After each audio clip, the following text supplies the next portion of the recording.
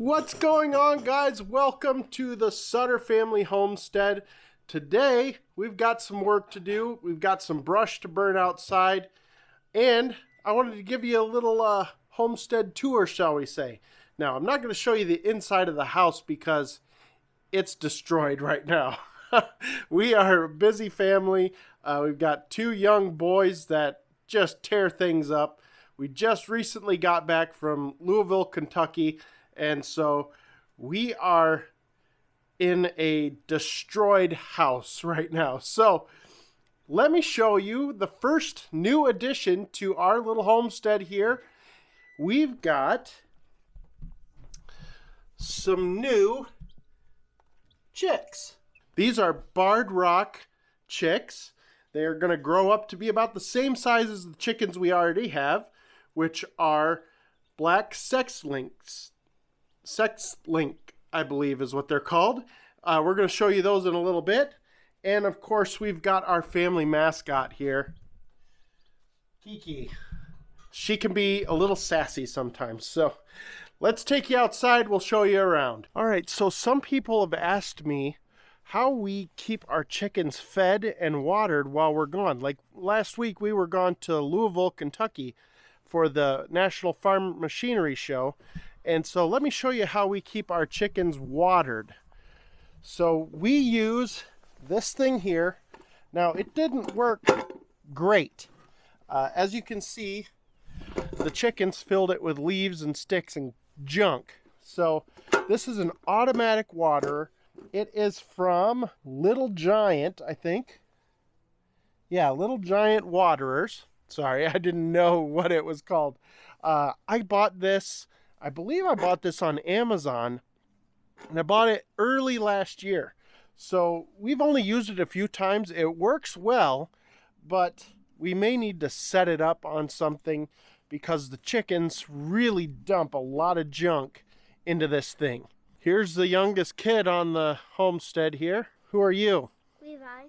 Levi. What are you building? You said you were building something. Why don't you show us? A little cabin. All right, show us. Show us around. The farm, I was coming over here to get a hammer, put a stick as a hammer. Oh, a stick as a hammer. All right. So our boys, we do allow them to build some things around here. Not usually with hammers and nails yet, but they've put stuff in the tree here and they've made some things around. What else you got? Well, I'm still working on the door area. Okay, so you're just starting your cabin, huh? Yep. And so what is this right here? This pole, and I'm going to set another one right here, and then I'm going to build a wall on each side. All right, sounds like a plan. All right, just don't destroy anything. We've got some brush and stuff to pick up here. As you can see, there is sticks all over the ground. And with my business, I own a lawn care business, and I collect a ton of sticks. And so when I collect sticks, I don't have a place that I can dump them in our area for free.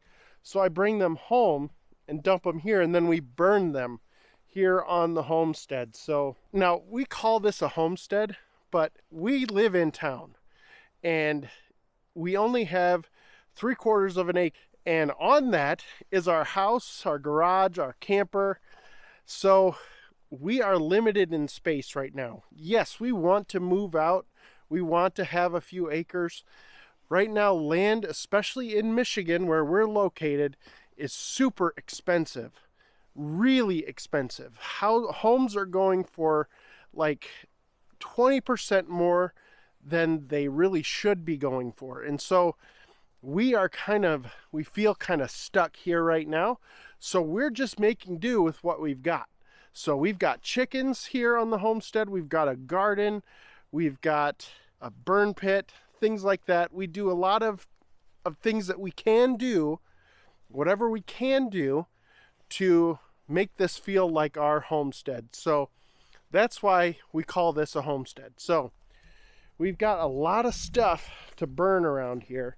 We've got these bags here This is just stuff that has to be burned because it's not going to decompose well. Over here, we have our compost pile. This has been sitting all winter, and it's probably at the point now where I could turn it. The kids kind of come out here with the pitchfork and play and stuff, but I probably need to turn that again, fluff it, and then what we'll do with that is we'll put it around, so we'll put it on the garden, we'll put it on some plants, and my wife has rhubarb, and the rhubarb just goes nuts when you put the compost on it. So we've got that. The boys have played this winter and have really torn up our wood pile here, but that's the way it is here. Let me show you our wonderful chickens. And Renee is in the chicken coop. So Renee, you know a lot about the chickens. Tell us about the chickens. They're my best friends. We've got Bess here. She's Big Bad Bess. She's the biggest. She is the most ornery. She has attitude problems. Top of the pecking order. This one right here is Gertie. She's very skittish. She doesn't care for love too much. Then we got Ruby. Come here. This is my Ruby girl. She's pretty. She had all this beautiful little like gold or copper, whatever you call it, going on. So that's how she got her name. You so nice. And then Esther. She's back. Way back down there. Esther don't like being she was the scrawny one. We called her Esther because that was the grandmother's name on the Waltons, and she was always squawking at people, and that was pretty much her when she was little. She didn't like balk, she like still to this day when you pet her, she does the cutest little squeaks and squawks, so she's a little bit different. But this is their swing of death that they like to run. They kick their feet and they'll send the swing flying back so they hit one of their friends. And they know what they're doing because they'll just take off so the swing doesn't get them.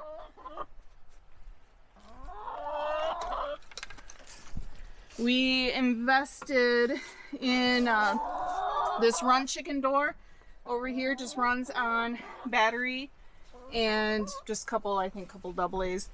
And it runs basically off the sun, so it automatically opens and closes when it's, you know, time for them to go in.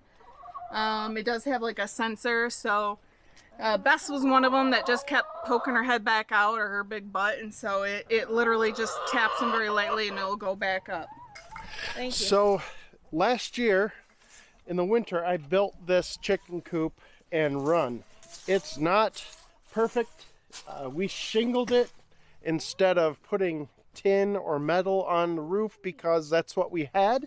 It cost us, all told, it cost us about $900 to build this with the cost of lumber and things like that. It was quite expensive to build this little thing, but we could house probably 30 chickens in here, but we couldn't house 30 chickens in the run. So we do have the 3 new chicks inside in the brooder. We think this run will handle 7 chickens. If not, I do have some ideas on how to extend this out a little bit and try to do that in a light way. So I have thought about redoing this or building a new one and selling this one off because it is so heavy. In the summertime, we move this thing every day. This year we will probably be moving it twice a day, and it's very, very heavy. So we have a chain on the front to pull it around, and we have tires that we put on, air tires. They're over here. These were from Harbor Freight. They were like $8 each, so very cheap air tires. And we just prop this thing up with a metal bar. We slide those tires on, and then we can pull it basically wherever we want. Now, the chickens right now are on our garden, and in the fall, we actually covered the garden with leaves because you don't want bare ground. And so this is where we started the chickens. They started here and were here for a very long time. And then we moved them over, and we kept moving them over. Now they're at their 4th spot. We're going to move them one more time, but probably not just yet. We want them to work that ground a little bit more. But I'm telling you what, these chickens have pulverized the leaves that were here. So we're super impressed with that. I kind of call chickens like pigs with wings, because these things just rip up the ground. They till it really nicely. They just eat pretty much anything. So it's crazy. Yes, we do have some hoses sitting out over here. One hose I've got to redo an end on, and I quickly set up the waterer, the automatic waterer for the chickens before we left for Louisville, Kentucky. And so that's why the hoses are out. I've got to put those away today. Before we left, I tried to wrap up this big green hose here. It was just so cold that it would not wrap. You guys know how that goes. So You want me to open up the... Oh yeah, we'll open up the chicken coop. The birds will probably come back here and want to see it. Well, or see us. You say I spoil them. If you come around over here, you'll see that actually Aaron spoils them. But it just folds down. Yeah, hi. Ruby's got to know what's going on. So this is just kind of a baffle that keeps everything in so it doesn't clog up the hinge area here. And you notice how the bedding is very deep. We do that on purpose in the winter. Because you want them to have a deep bedding system in the wintertime. Their poop, come on, stay in there. Their poop actually creates heat, not pee, heat That too. when it's decomposing in those wood shavings. And so it helps keep the chickens warm. It's deep bedding. We just continually throw stuff in there if it starts to stink. It's not to that point right now. But then when it starts to warm up, we will clean this out and we'll put this on our compost pile, or we'll just throw it on the garden, and we'll rototill that into the garden, and that will be some really nice fertilizer for the garden, not the chickens. They're usually not this noisy. I think they're mad we're here and not paying attention. Yeah. So a lot of this wrap, of course, is the winterization, because in Michigan we get a lot of snow, and then it'll be warm, then it'll be rainy, so who knows. But try to get this so not a lot of water goes in. But this is kind of our easy access. Get the eggs. These are fake. To help them remember where to lay eggs, because sometimes they like to do it like way in there, which is kind of not a pleasant experience to try to dig out. But oh, she needs some privacy. So. This was Aaron's invention so they can still see the outdoors. I mean, they can still get light while they're laying an egg, you know. Yeah, I thought it was nice, and in the summertime, having that window open does allow a lot of circulation. We have vents. It's all vented up underneath there, so they do get good air circulation, which you need for chickens. In fact, we found this winter, we had totally enclosed this with plastic. It wasn't enough ventilation, and I figured this out late winter, I guess. So I cut here, the plastic here. It still wasn't enough because we were getting a lot of condensation in there inside the plastic. So we finally just tore off sections of plastic, and that helped a lot. We were afraid the chickens were going to start getting sick. It would stay nice and warm in there, but the condensation is what can kill a chicken. The moisture. It's not the cold. Chickens can handle the cold. It's the moisture. So we had to come to the place where we didn't feel bad for the chickens being cold, and we took the plastic off. So that's They're a hardy what. breed. Yeah. But you know, when it's your first winter and you worry about them, and this is actually looking pretty pulverized. Maybe we will move them over again today. They haven't dug down as much as I would like them to yet, so we'll see. But yeah, this whole thing, like I said, cost us $900 to build, but it's built really well. Around the bottom is all womanized lumber, and then the rest is not. That's why we painted it.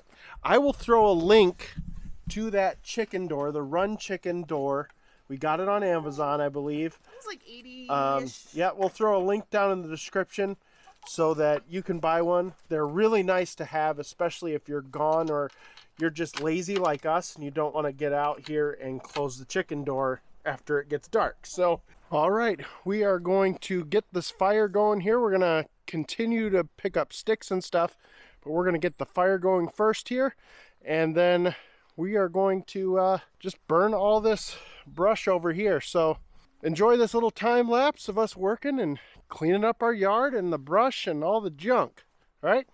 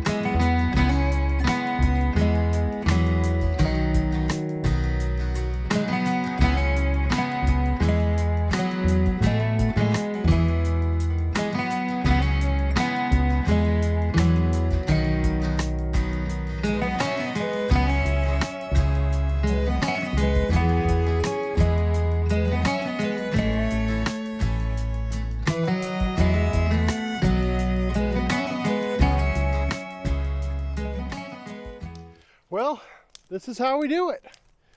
We just carry the sticks from over here. We burn them in our burn pit. That's how we have to do it here on the homestead for now, until we get more land. So, guys, that is it for really the first video from the Sutter family homestead. We hope you enjoyed it. If you did, consider subscribing to the channel. Sorry, my lips are a little cold. And hit that like button if you would, if you enjoyed the content. And we will see you in the next video.